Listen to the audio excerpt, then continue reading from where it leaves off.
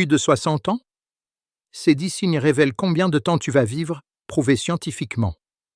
T'es-tu déjà demandé combien de temps il te restait vraiment à vivre? Pas dans un élan de peur, mais par simple curiosité. Tu te réveilles, peut-être un peu plus lentement qu'avant. Tes genoux craquent un peu. Ta mémoire te fait parfois défaut. Mais au fond de toi, tu veux connaître la vérité. Quel est ton état de santé réel? Ton corps te dit-il discrètement combien de temps il te reste à vivre? La plupart des gens pensent que les principaux indicateurs de longévité sont évidents: l'alimentation, l'exercice physique, voire la génétique. Mais que se passerait-il si certains des indicateurs les plus fiables étaient de petits indices étranges cachés dans votre routine quotidienne? Ce que vous allez entendre pourrait vous surprendre. En effet, les signes que nous allons explorer aujourd'hui ne sont pas ceux dont votre médecin vous parle habituellement. Ils sont même si subtils que la plupart des personnes âgées ne les remarquent pas. Mais la science dit qu'ils sont importants et qu'ils peuvent prédire discrètement tes chances de vivre plus longtemps, en meilleure santé et de manière plus autonome. Et le meilleur dans tout ça? Si tu repères ces signes tôt, tu peux les améliorer. Ce n'est pas une question de destin. C'est une question de prise de conscience, d'action et de reprise du contrôle. Parce que ton avenir n'est pas encore écrit et que ces signes cachés pourraient t'aider à le réécrire. Commençons par l'un des indices les plus surprenants. Quelque chose qui ne prend que quelques secondes à tester, mais qui peut en dire non. Numéro 10. Ta vitesse de marche. Tu ne penses peut-être pas beaucoup à la vitesse à laquelle tu marches. Après tout, la plupart d'entre nous ralentissons un peu avec l'âge, n'est-ce pas? Mais voici quelque chose que la plupart des gens ignorent. Ta vitesse de marche après 60 ans peut prédire discrètement ta durée de vie. Des chercheurs de l'Université de Pittsburgh ont analysé la vitesse de marche de plus de 34 000 adultes âgés de 65 ans et plus. Ce qu'ils ont découvert est stupéfiant. Les personnes âgées qui marchaient juste un peu plus vite que la moyenne avaient beaucoup plus de chances de vivre plus longtemps. En fait, la vitesse de marche était un meilleur indicateur de survie que l'âge. Alors, pourquoi? La vitesse de marche ne dépend pas seulement de tes jambes. C'est une performance qui implique tout le corps. Elle reflète la santé de ton cœur, de tes poumons, de tes muscles, de tes nerfs et même de ton cerveau. Quand ton corps bouge en rythme, les bras se balançant, les pieds posant de manière régulière, la posture droite, cette coordination signifie que plusieurs systèmes fonctionnent ensemble. Et quand ce rythme ralentit, ça peut être un signe avant-coureur subtil. Ton corps est une symphonie. Et la marche est l'un des moyens les plus clairs de savoir si cette musique est juste. Voici ce que la plupart des personnes âgées oublient. Il ne s'agit pas de marcher vite comme un athlète. Il s'agit de savoir si ton rythme habituel ralentit avec le temps. As-tu remarqué que tu fais plus de pauses lorsque tu traverses un supermarché? Ou que tu préfères te tenir à quelque chose pour t'appuyer, même sur de courtes distances? Ces petits changements ont plus d'importance que tu ne le penses. Et ce n'est pas seulement physique. Les personnes qui marchent plus lentement ont également tendance à obtenir de moins bons résultats aux tests de mémoire et sont plus susceptibles de développer un déclin cognitif. Pourquoi? Parce que les mêmes centres du cerveau qui contrôlent les mouvements gèrent aussi la mémoire et la planification. Quand ces zones commencent à avoir du mal, les signaux atteignent aussi ton corps. Maintenant, la bonne nouvelle. C'est l'une des choses les plus faciles à améliorer si tu t'y prends tôt. Des études montrent que les personnes âgées qui ajoutent juste 15 minutes de marche intentionnelle par jour peuvent améliorer non seulement leur rythme, mais aussi leur espérance de vie. Mais la clé, c'est l'intention. Ça veut dire marcher avec un but, en utilisant tes bras, en engageant ton tronc et en te concentrant sur ta posture. Et si marcher est devenu douloureux ou fatigant, c'est un signe qu'il faut chercher plus loin, pas s'arrêter. Des étirements doux, des chaussures qui soutiennent bien, des exercices d'équilibre et même des bâtons de marche peuvent t'aider à retrouver la force et la coordination nécessaires pour retrouver ta foulée. Tu as déjà ressenti ça? Tu te surprends à faire des pas plus petits qu'avant? Tu ne l'imagines pas. Tu n'es pas seul. Et tu n'es certainement pas condamné à rester comme ça. Ton corps est toujours à l'écoute et réagit. Voici un test simple. Chronomètre-toi en marchant 10 mètres à ton rythme habituel. Si cela te prend plus de 6 secondes, c'est peut-être le signe qu'il faut commencer dès maintenant à prendre de petites mesures quotidiennes. Pas de panique, mais sois attentif. Car ta vitesse de marche n'est pas seulement une question de mobilité. C'est un message envoyé par tout ton corps. Et si tu l'écoutes attentivement, il pourrait s'agir de l'un des indices les plus précis sur ta longévité et ta qualité de vie. Passons maintenant à quelque chose que la plupart des gens n'associent jamais à la longévité, mais qui peut avoir une influence discrète sur tout, de ton cœur à ton indépendance. Numéro 9. La force de préhension. Tu penses peut-être que la force de préhension n'est importante que pour ouvrir des bocaux ou porter des sacs de course, mais en réalité, elle pourrait prédire ton avenir sans que tu t'en rendes compte. Un nombre surprenant d'études l'ont confirmé. Selon une étude importante publiée dans The Lancet, les personnes âgées ayant une force de préhension plus faible présentaient un risque significativement plus élevé de maladies cardiaques, d'accidents vasculaires cérébraux et même de décès prématurés. Et ce n'était pas seulement le cas chez les personnes âgées. Ce phénomène était également observé chez les adultes d'âge moyen. Mais après 60 ans, il devient particulièrement révélateur. Pourquoi quelque chose d'aussi simple que ta prise en main pourrait prédire ta santé ? Tes mains sont pleines de nerfs, de vaisseaux sanguins et de petits muscles. Quand tu sais saisir quelque chose, ton cerveau envoie un signal à ta moelle épinière, ton cœur envoie du sang riche en oxygène vers ton bras, tes muscles se contractent et ton corps se stabilise pour te garder en équilibre. C'est une action qui implique tout ton corps. Imagine ce qui se passe quand ce processus est lent, faible ou déconnecté. Si ton système nerveux ne fonctionne pas correctement ou si ton sang ne circule pas assez vite, ta prise le reflètera. C'est un peu comme le canari dans la mine de charbon. Et pour les personnes âgées, c'est l'un des premiers signes que la circulation sanguine, le tonus musculaire et la connexion entre le cerveau et le corps peuvent être en train de se détériorer. Mais ce n'est pas tout.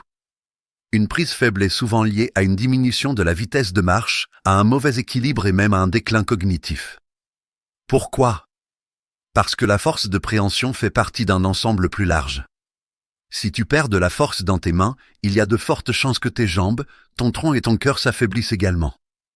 Tu l'as peut-être même remarqué dans ta vie quotidienne. Les couvercles à visser sont-ils plus difficiles à ouvrir ? Tu fais plus souvent tomber des objets ? Tes mains sont-elles fatiguées après avoir porté un sac de course ? Ce ne sont pas seulement des désagréments. Ce sont des signes que ton système musculaire perd peut-être de sa tonicité, ce qui est un signal d'alarme pour ta santé métabolique et cardiovasculaire. Pas besoin d'équipements de gym sophistiqués pour améliorer ta force de préhension. De simples habitudes, comme serrer une balle de tennis, utiliser des bandes de résistance ou même essorer une serviette à la main chaque matin, peuvent commencer à rétablir la connexion entre tes nerfs et tes muscles et à améliorer ta circulation sanguine. Même te suspendre à une barre solide pendant quelques secondes par jour peut renforcer tes épaules et améliorer ta posture. Et les bienfaits vont bien au-delà de tes mains.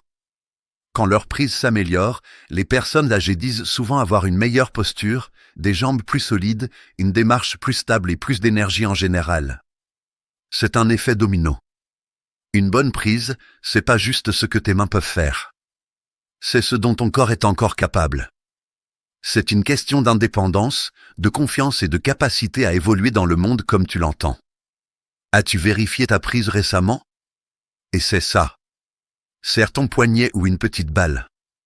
Est-ce que tu te sens solide et confiant ? Ou faible et incertain ?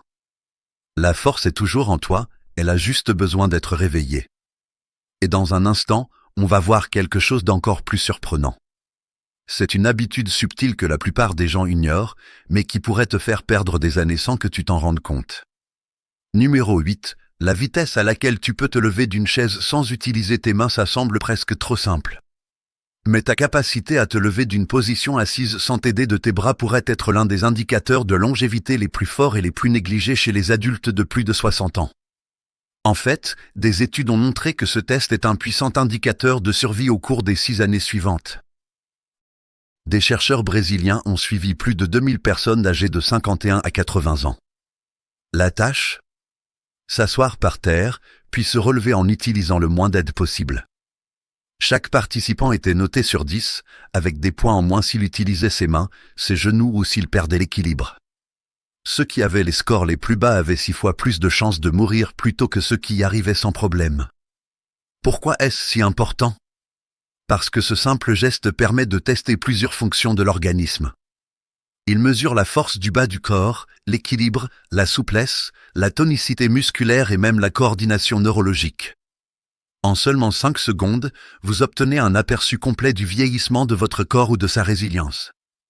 Lorsque vous vous appuyez sur vos mains pour vous relever, cela signifie généralement que la force de vos jambes a diminué, que votre équilibre est instable ou que votre tonicité musculaire s'est affaiblie. Ce sont ces mêmes faiblesses qui peuvent entraîner des chutes graves, des fractures, des hospitalisations, voire pire. Avez-vous essayé récemment? La prochaine fois que vous serez assis sur une chaise solide, essayez de vous lever sans vous aider de vos bras. Posez simplement vos pieds fermement sur le sol, engagez votre tronc et levez-vous. Si vous vous sentez instable ou si vous vous surprenez à vous pencher ou à vous agripper, c'est votre corps qui vous envoie un message discret mais sérieux. Et si le test au sol te semble impossible? Ce n'est pas grave. Le but n'est pas la perfection. Le but est la prise de conscience et de légères améliorations quotidiennes. Essaie de t'entraîner avec une chaise basse ou le bord d'un lit ferme. Mène de petits efforts pour te lever sans aide, réveille les muscles endormis et réapprenne à ton système nerveux à faire confiance à ton équilibre. Tu peux même ajouter des exercices, s'asseoir, se lever, à ta routine matinale. 5 répétitions après t'être brossé les dents.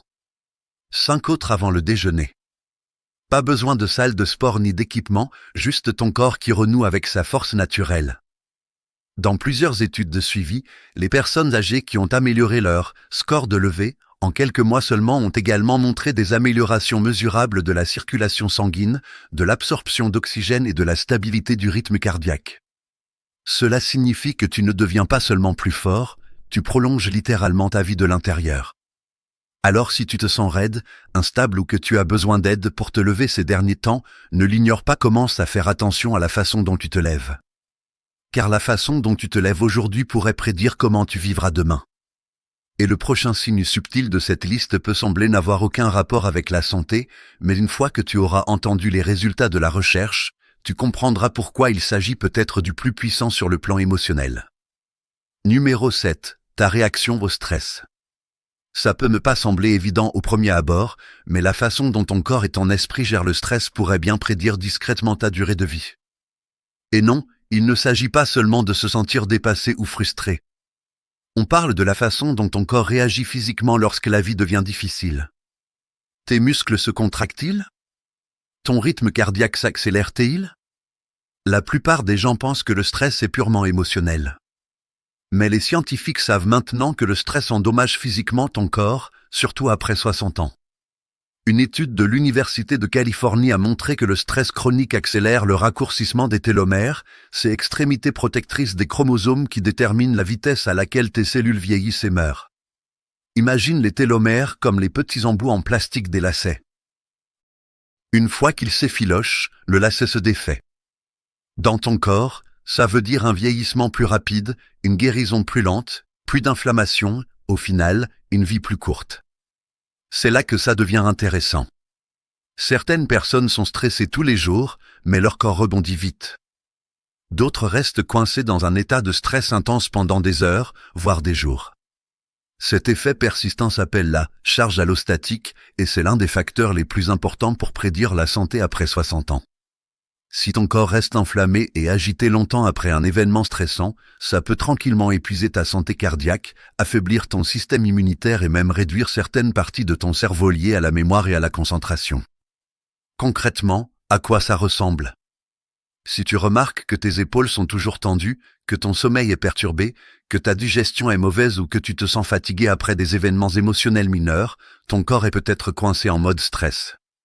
Et c'est là que le danger s'installe silencieusement. Mais il y a une bonne nouvelle. Tu n'as pas besoin d'éliminer tout le stress de ta vie pour inverser la tendance. Ce qui compte le plus, c'est la façon dont tu te remets. Une étude publiée en 2019 dans Frontiers in Psychology a montré que les personnes de plus de 60 ans qui pratiquaient quotidiennement la respiration profonde, même seulement 5 minutes à la fois, réduisaient considérablement leur taux de cortisol. Et celles qui faisaient régulièrement des mouvements doux, comme le tai chi, la marche ou même des étirements légers, étaient plus amènes de désactiver la réponse au stress après des moments difficiles. Tu as déjà ressenti ça? Cette sensation d'accélération qui ne te quitte pas, même plusieurs heures après?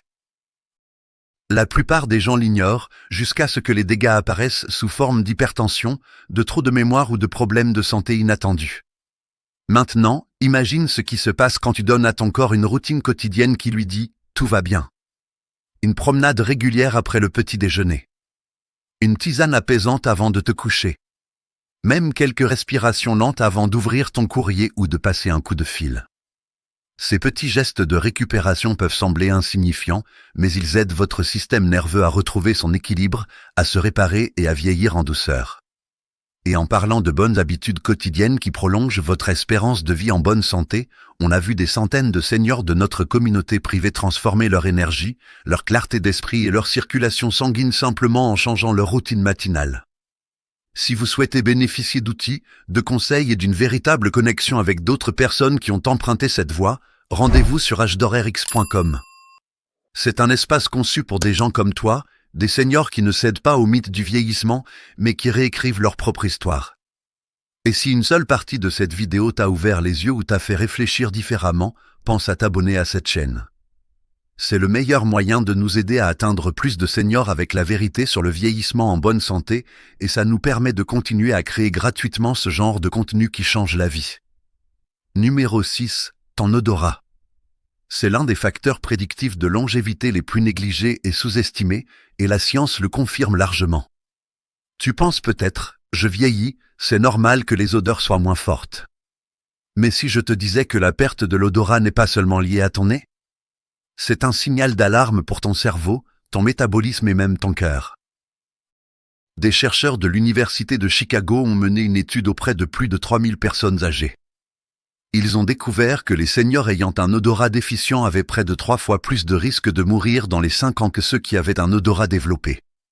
Et cela n'était pas seulement lié à la maladie ou à une infection. Il s'agissait d'un indicateur fiable, un peu comme un voyant d'alerte sur le tableau de bord de votre voiture que trop de gens ignorent. Alors, quel est le rapport entre ton nez et ton espérance de vie? Ton odorat est directement lié au nerf olfactif, l'un des seuls nerfs qui relie directement le centre de la mémoire et des émotions du cerveau, l'hippocampe. Avec l'âge, cette zone peut commencer à rétrécir ou à s'affaiblir, surtout chez les personnes présentant des signes précoces de déclin cognitif ou de maladies neurodégénératives comme la maladie de Parkinson ou d'Alzheimer. Un mauvais odorat a été associé à une diminution des fonctions immunitaires. Ton corps utilise l'odorat pour détecter les dangers, les aliments avariés, la fumée, les fuites de gaz. Lorsque ton odorat est émoussé, tu es moins capable de réagir à ces menaces. Cela augmente ton risque d'exposition à des toxines, à la malnutrition ou à des risques environnementaux sans même t'en rendre compte. Il y a aussi un lien avec la nutrition. Un mauvais odorat entraîne souvent un manque d'appétit. Quand la nourriture ne sent plus bon, manger devient mécanique. Ça peut mener à une alimentation insuffisante, à des carences nutritionnelles et à un déclin silencieux vers la fragilité. Sans assez de protéines, de vitamines et de minéraux, tes muscles s'affaiblissent, ton immunité baisse et ta récupération ralentit. Le corps arrête de se reconstruire et commence à se détériorer. T'es-tu déjà surpris à dire des choses comme « je n'apprécie plus les repas » ou « tout a la même odeur ces derniers temps » ? C'est peut-être ton corps qui te dit que quelque chose de plus grave se passe. Mais bonne nouvelle, ça ne veut pas dire que ton sort est scellé. En fait, c'est l'un des signes les plus réversibles de toute la liste, si tu sais quoi faire. Commençons par une habitude quotidienne simple, l'entraînement olfactif. Tout comme l'exercice physique renforce tes muscles, l'exposition régulière à des parfums naturels puissants comme le citron, le clou de girofle, l'eucalyptus ou la menthe peut en fait rééduquer ton nerf olfactif.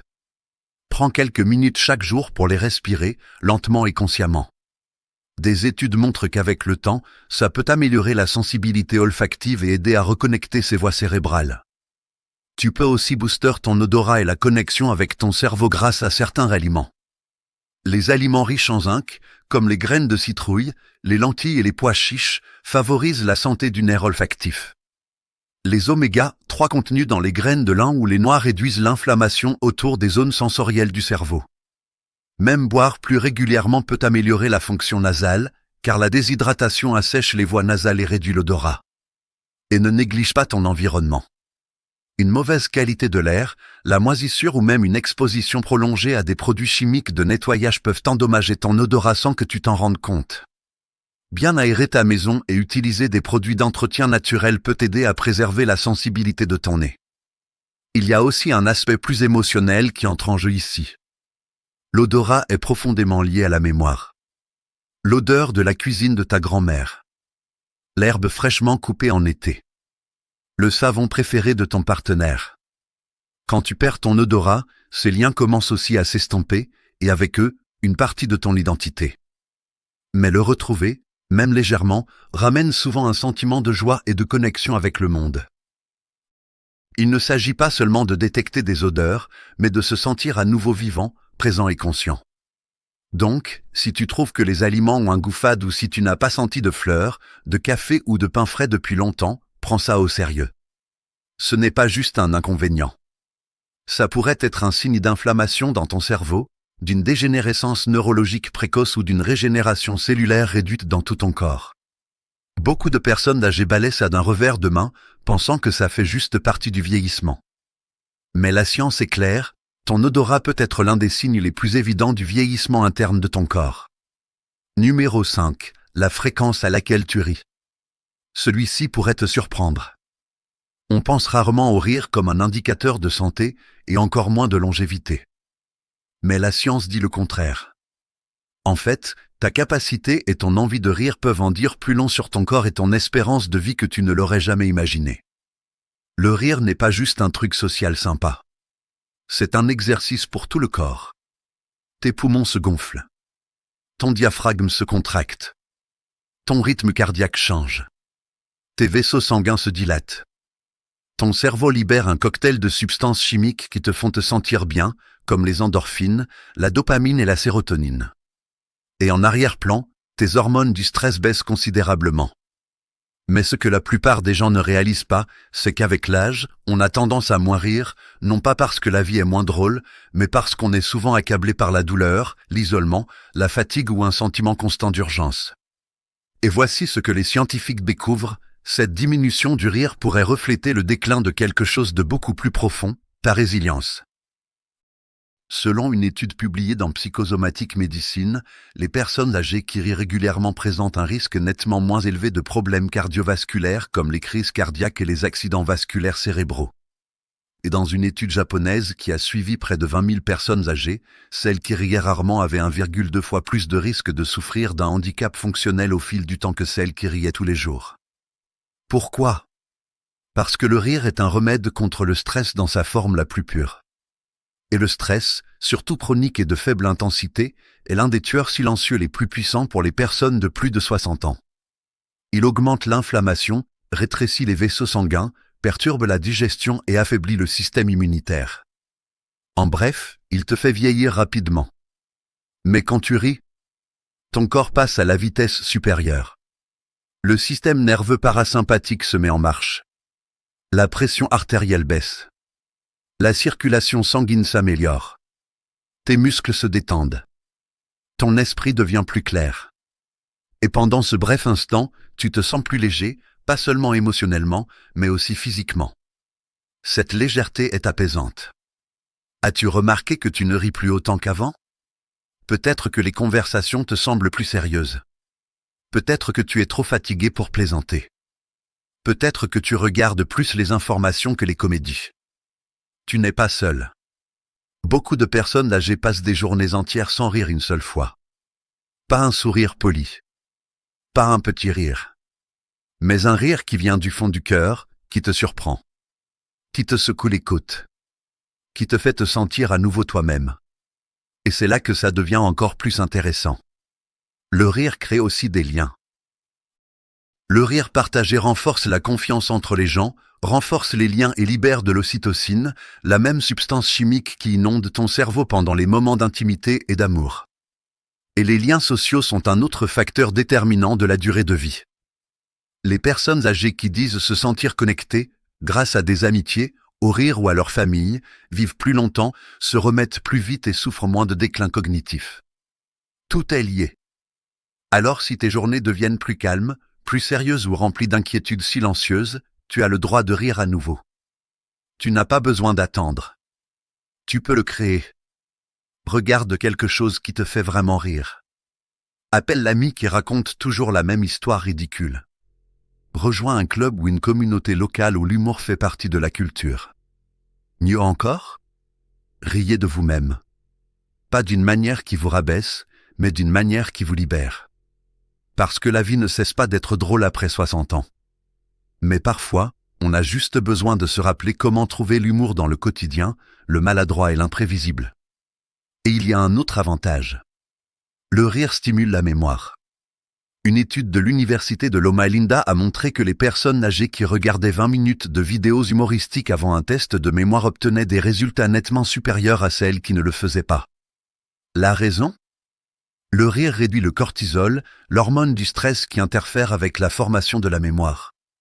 Si tu remarques que ton cerveau est plus embrumé ces derniers temps, que tu es plus distrait ou que tu te sens simplement déprimé, essaie cette astuce toute simple, ris tous les jours.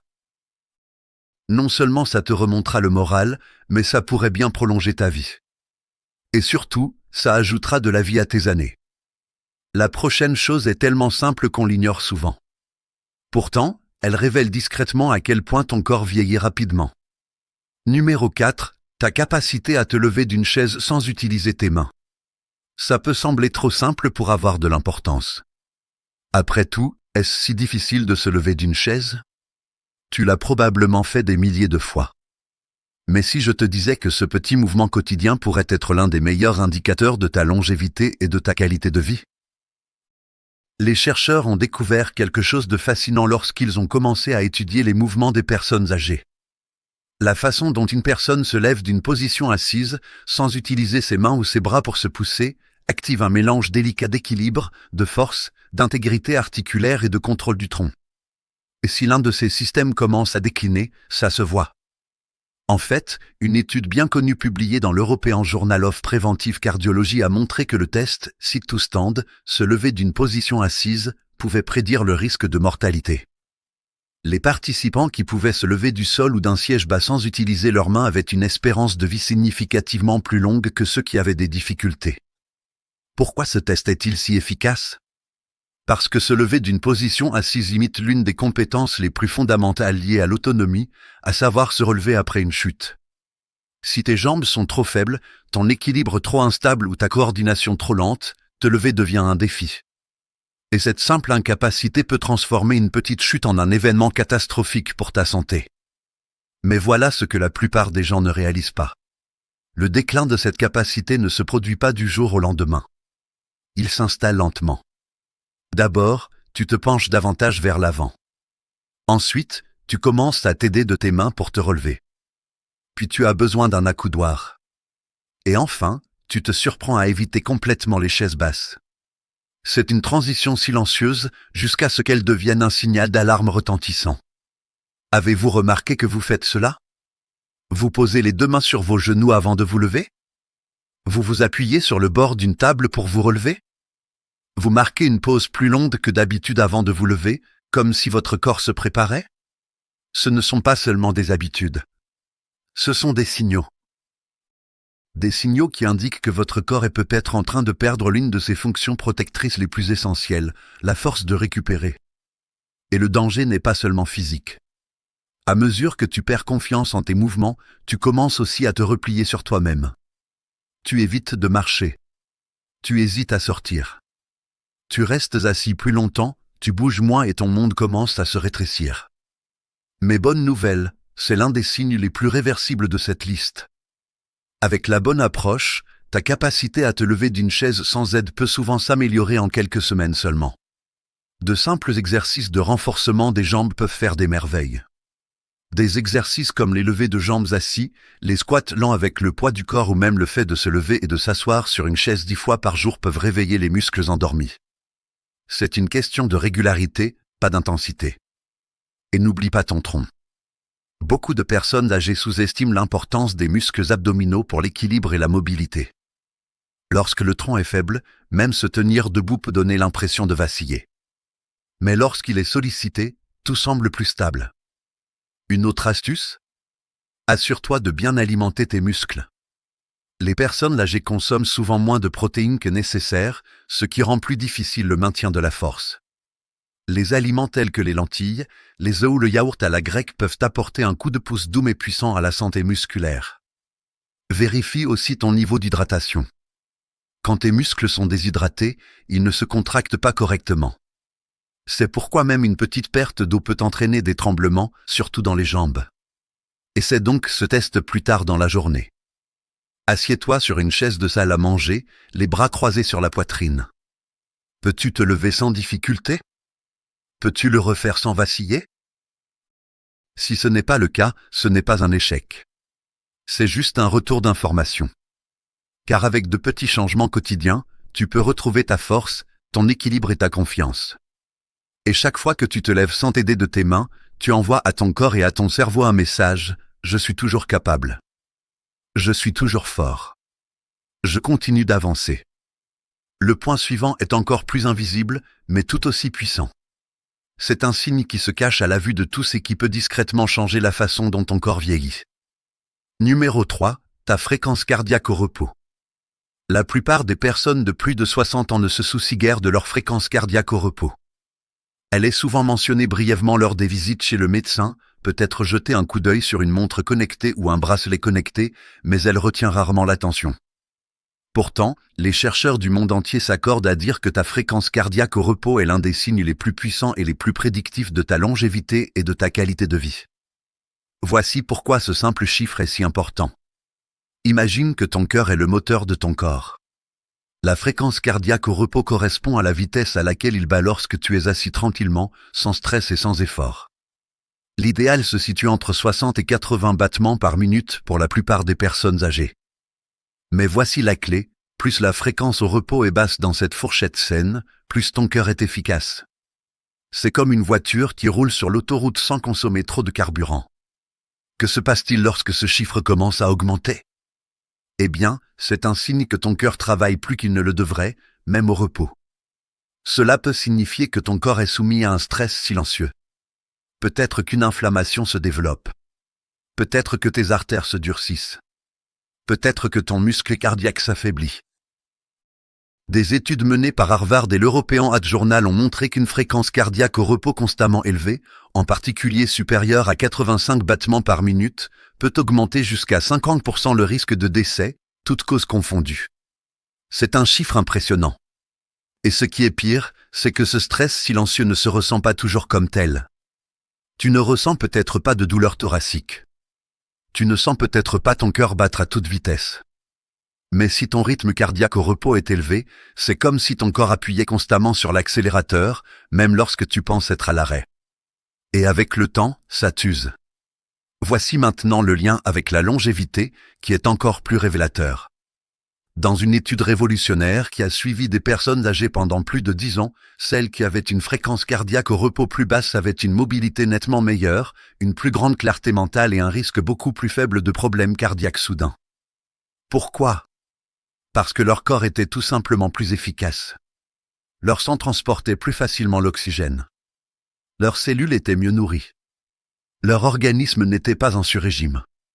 Ça te dit quelque chose? Tu te sens plus fatigué ces derniers temps, même sans faire d'efforts? Tu as parfois le souffle court quand tu montes les escaliers, même si tes muscles ne te font pas mal? Ou peut-être que tu as remarqué que ton sommeil est léger, que tes pensées sont dispersées ou que tu te réveilles moins en forme qu'avant. Tout ça peut être lié à une tension subtile et chronique dans ton corps, et souvent, une fréquence cardiaque au repos plus élevée est le premier signe. Mais bonne nouvelle, c'est l'un des signes les plus réversibles de cette liste. Contrairement à la génétique ou aux antécédents familiaux, tu peux influencer ton rythme cardiaque dès aujourd'hui. La solution la plus simple? 5 minutes de respiration lente et profonde chaque matin. Des études montrent que cette pratique seule peut réduire ton rythme cardiaque au repos au fil du temps. Une autre stratégie étonnamment efficace consiste à boire du thé à l'hibiscus tous les jours. Des études ont montré qu'il peut favoriser la variabilité du rythme cardiaque et réduire légèrement la tension artérielle. Et voici une autre astuce facile à oublier. Si tu prends des médicaments en vente libre qui contiennent des stimulants, comme certains décongestionnants ou analgésiques, ils peuvent augmenter ta fréquence cardiaque sans que tu t'en rendes compte. Même certaines habitudes liées à la caféine qui ne te posaient pas de problème à 40 ans peuvent maintenant faire tourner ton système à plein régime. Ça vaut le coup d'y jeter un œil. Alors, quelle est ta fréquence cardiaque au repos? Si tu ne la connais pas, pas de panique. Pas besoin d'un gadget sophistiqué pour la mesurer. Assieds-toi tranquillement pendant 5 minutes, puis place tes doigts sur ton poignet ou ton cou, compte les battements pendant 60 secondes, et voilà ton chiffre. Si tu es dans la fourchette saine de 60 à 80, c'est super, ça veut dire que ton corps fonctionne bien. Mais si elle est supérieure à 85, pas de panique. Ce n'est pas une condamnation, c'est un signal. Et ce signal peut te guider vers une vie plus longue et plus forte. N'oublie pas que ce n'est pas seulement le nombre d'années que tu vis qui compte. C'est le nombre d'années pendant lesquelles tu peux marcher, penser, aimer et rire librement. Et ta fréquence cardiaque au repos pourrait bien en être la clé. Si tu as trouvé ces informations utiles jusqu'à présent, tu aimeras peut-être découvrir autre chose. N'hésite pas à visiter le site agedorrx.com où nous partageons chaque jour des conseils adaptés aux seniors, des recettes anti-inflammatoires et des moyens naturels de protéger ton cœur et ton cerveau. C'est un espace accueillant pour ceux qui souhaitent prendre en main leur vieillissement en bonne santé. Et si tu ne l'as pas encore fait, n'oublie pas de t'abonner à cette chaîne. On partage chaque semaine des secrets de santé spécifiques aux seniors et c'est entièrement gratuit. Le prochain pourrait te surprendre encore plus. Il ne concerne pas ton cœur. Il ne concerne même pas ton corps. Il s'agit d'un comportement quotidien que la plupart des gens négligent complètement, mais qui pourrait influencer ta longévité plus que n'importe quel complément alimentaire. Le numéro 2 est quelque chose que ton médecin ne mentionnera peut-être jamais, sauf si tu te retrouves à l'hôpital, mais qui pourrait bien déterminer discrètement la durée pendant laquelle ton corps restera en bonne santé. Il s'agit de la façon dont ton corps réagit à l'inflammation. Oui, quelque chose qui se passe au plus profond de ton corps, souvent sans douleur, rougeur ou gonflement, influence discrètement ta durée de vie, et pas de la manière dont la plupart des gens le pensent. L'inflammation a mauvaise réputation, mais elle n'est pas toujours mauvaise. En fait, de courtes poussées d'inflammation font partie de la réponse naturelle de ton corps à la guérison. Si tu te coupes le doigt, l'inflammation se déclenche pour désinfecter et reconstruire. Si tu attrapes un rhume, l'inflammation active tes défenses immunitaires. Le problème survient lorsque l'inflammation ne s'arrête pas. Lorsque le corps ne parvient pas à éteindre correctement le feu, c'est là que les vrais dégâts commencent. C'est ce qu'on appelle l'inflammation chronique de faible intensité. Voici la vérité que la plupart des personnes de plus de 60 ans ignorent. Ce feu interne silencieux est l'un des facteurs les plus prédictifs du vieillissement et de la mortalité. Des chercheurs de Stanford et de Harvard ont désormais donné un nom à ce processus, l'inflammaging. Il s'agit d'une inflammation latente et continue qui endommage les tissus, affaiblit les vaisseaux sanguins et épuise votre système immunitaire au fil du temps. Imagine que les défenses de ton corps soient constamment en état d'alerte. À la fin, elles finissent par se fatiguer, se désorienter et commettre des erreurs, comme attaquer tes propres cellules au lieu des envahisseurs étrangers. C'est le début de l'arthrite. Des maladies cardiaques. Même des maladies neurodégénératives comme la maladie d'Alzheimer. Mais comment savoir que ça se passe à l'intérieur de ton corps? Eh bien, les signes sont subtils mais révélateurs. Trouves-tu que les blessures mineures comme les petites ecchymoses ou les égratignures mettent plus de temps à guérir qu'avant? Te réveilles-tu souvent avec des raideurs ou des gonflements, en particulier au niveau des articulations? Te sens-tu régulièrement fatigué, même après une bonne nuit de sommeil? As-tu des éruptions cutanées mystérieuses ou des poussées de maladies que tu pensais maîtriser? Tous ces symptômes peuvent être des indices extérieurs d'une inflammation chronique qui couve sous la surface. Et voici ce qui est vraiment choquant, des études ont montré que même des taux légèrement élevés de CRP, c'est-à-dire de protéines C-réactives, un marqueur de l'inflammation, peuvent doubler ton risque de maladie cardiovasculaire et réduire ton espérance de vie de 5 à 8 ans. Pas à cause d'un accident ou d'une maladie grave, mais à cause de cette corrosion lente et invisible des systèmes de ton corps. C'est ce qui rend ce signe si important et si dangereux. Car si tu attends qu'il se manifeste de manière évidente, comme une crise cardiaque ou une perte de mémoire, il sera peut-être déjà trop tard pour réparer les dégâts. Mais il y a une bonne nouvelle. Contrairement à tes gènes ou à tes antécédents médicaux, tu peux agir sur l'inflammation chronique dès maintenant. En fait, certaines des stratégies anti-inflammatoires les plus efficaces te sont probablement déjà familières. Mais il ne s'agit pas seulement d'ajouter quelque chose à ta routine. Il s'agit aussi de ce que tu supprimes. Par exemple, tu penses peut-être que prendre un comprimé anti-inflammatoire tous les jours t'aide, mais savais-tu que la surconsommation de certains médicaments comme l'ibuprofène peut en fait irriter la muqueuse intestinale et augmenter l'inflammation à long terme? C'est ironique, mais courant. Et beaucoup de gens sont pris dans ce cercle vicieux, prenant quelque chose pour réduire l'inflammation qui alimente en fait le problème qu'il est censé résoudre. Quelle est la meilleure solution? Commence par ton assiette. Des aliments comme le curcuma, les poissons gras, l'huile d'olive extra vierge, les légumes verts à feuilles et les baies ont démontré leur capacité à réduire l'inflammation systémique. Mais plus important encore que d'ajouter ces aliments à ton alimentation, il faut éliminer les coupables habituels, l'excès de sucre, les huiles de graines transformées et les glucides hautement raffinés. Ces aliments ne sont pas seulement des calories vides. Ils agissent comme un accélérateur sur le feu de l'inflammation. Et quand tu les élimines, même progressivement, de nombreuses personnes âgées disent se sentir plus claires d'esprit, plus légères au niveau des articulations et plus énergiques tout au long de la journée. Et puis, il y a ta santé émotionnelle. Tu seras peut-être surpris d'apprendre que la solitude, le stress chronique et même le manque de sommeil sont tous liés à des niveaux élevés d'inflammation. Une étude de l'UCLA a montré que les personnes qui se sentaient isolées avaient des taux de marqueurs inflammatoires plus élevés que celles qui avaient une vie sociale active, même si elles mangeaient la même chose et faisaient autant d'exercices. Ça veut dire que rire avec ses potes ou passer une bonne nuit de sommeil est tout aussi important pour ton cœur et ton cerveau qu'une alimentation saine. Alors, quel est le lien avec la longévité? Parce que dans les études à long terme sur les personnes qui vivent au-delà de 90 ans, voire 100 ans, un schéma se répète sans cesse. Ce n'est pas seulement leur gène. Ce n'est pas seulement leur activité physique. C'est le fait qu'elles ont toutes trouvé, consciemment ou non, des moyens de maintenir leur inflammation à un faible niveau. Elles ont donné à leur corps l'espace nécessaire pour récupérer. Elles ont mangé simplement, ont fait régulièrement de l'exercice et ont entretenu des liens émotionnels solides. Leur système immunitaire n'était pas constamment en guerre à l'intérieur de leur propre tissu. Résultat, leurs organes ont duré plus longtemps, leur cerveau est resté plus vif et leurs muscles sont restés plus forts jusqu'à un âge avancé. Donc, si tu as plus de 60 ans et que tu veux un indicateur réel et scientifiquement prouvé de ton espérance de vie, ne te contente pas de regarder ta tension artérielle ou ton taux de cholestérol. Pose-toi plutôt la question suivante. Comment mon corps réagit-il aux petits contretemps? Est-ce que je me remets rapidement d'une petite maladie? Est-ce que je ressens des douleurs inhabituelles pendant plusieurs jours après une activité simple? Est-ce que mes blessures guérissent comme avant ou mettent-elles plus de temps à cicatriser? Ces questions ne concernent pas seulement votre confort. Elles sont les premiers signaux d'alerte de votre santé. Une fois que vous les avez repérés, vous pouvez apporter des changements importants en commençant par votre alimentation, votre stress et votre sommeil. Le dernier signe pourrait vous surprendre. Il n'a rien à voir avec ton alimentation ou tes articulations, mais il pourrait bien être le facteur le plus déterminant pour savoir si tu resteras mentalement alerte au cours de la prochaine décennie. C'est un signe si étroitement lié à la longévité, mais si souvent négligé, que beaucoup de gens ne le considèrent même pas comme un indicateur de santé. Et pourtant, la science l'a confirmé à maintes reprises.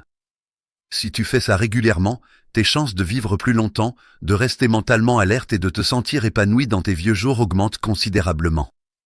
Numéro 1. Le sentiment d'avoir un but. Il ne s'agit pas de ton boulot, de tes responsabilités ou même de tes réussites. C'est quelque chose de plus personnel, de plus profond. C'est ce sentiment discret mais puissant que tu comptes toujours, que tu as quelque chose à offrir et que ta présence fait une différence. Et si tu penses que ça a l'air émotionnel plutôt que biologique, prépare-toi à une surprise. Une étude publiée dans JAMA Psychiatrie a suivi plus de 7000 personnes âgées et a constaté que celles qui avaient un sens fort à leur vie avaient un risque de décès toutes causes confondues plus faible. Pas juste un peu, mais de plus de 40%. C'est un facteur prédictif plus fort que l'exercice physique, le tabagisme ou même la tension artérielle dans certains cas. Pourquoi? Parce que le sens à donner à sa vie a un impact sur tout le reste. Quand tu sens que ta vie a un sens, tu prends mieux soin de toi. Tu es plus susceptible de faire de l'exercice, de manger des aliments nutritifs, de rester socialement actif et de gérer ton stress. Mais ça va encore plus loin que ça. Le sens de la vie active les zones du cerveau liées à la prise de décision et à la régulation des émotions. Il réduit les hormones du stress comme le cortisol et favorise des réponses inflammatoires plus saines. En fait, les personnes qui ont un but dans la vie ont des niveaux plus bas d'interleukine 6, un marqueur clé de l'inflammation chronique dont on vient de parler.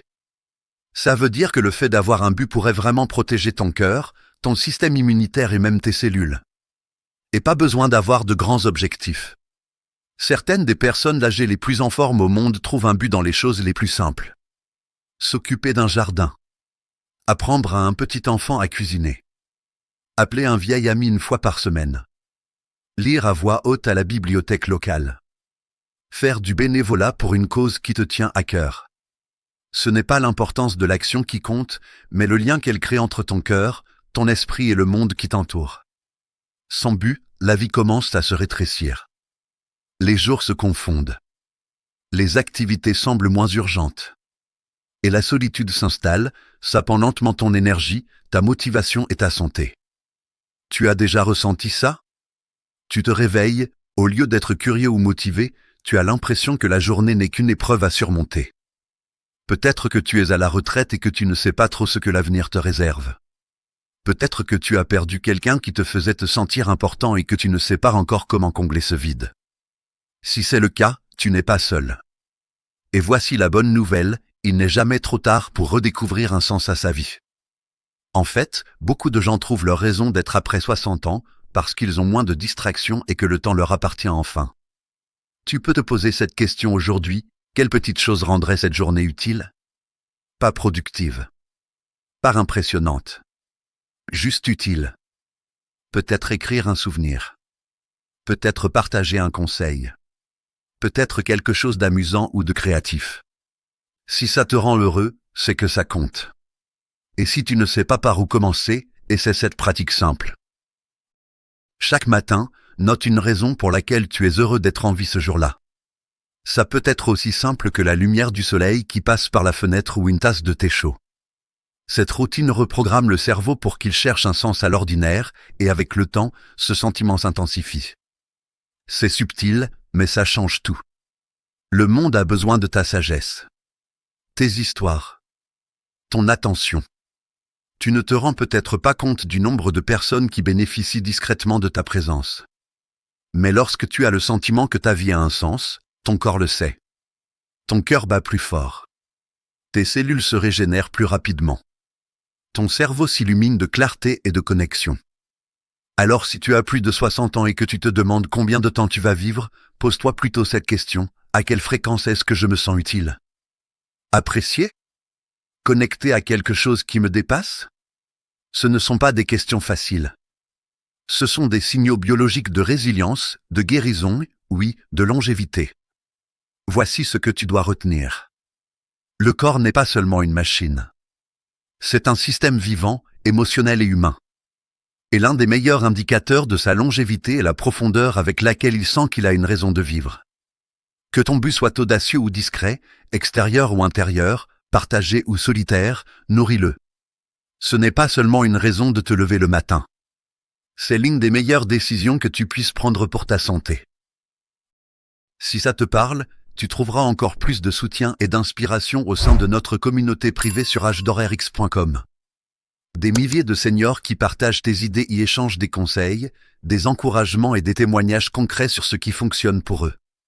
C'est un rappel puissant que tu n'es pas seul dans cette aventure.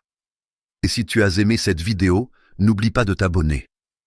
Chaque semaine, on te dévoile les secrets d'un vieillissement en bonne santé et on les partage avec des gens comme toi, de manière simple, bienveillante et profondément humaine. Continuons sur cette lancée, ensemble. Reste fort, reste curieux et reste connecté.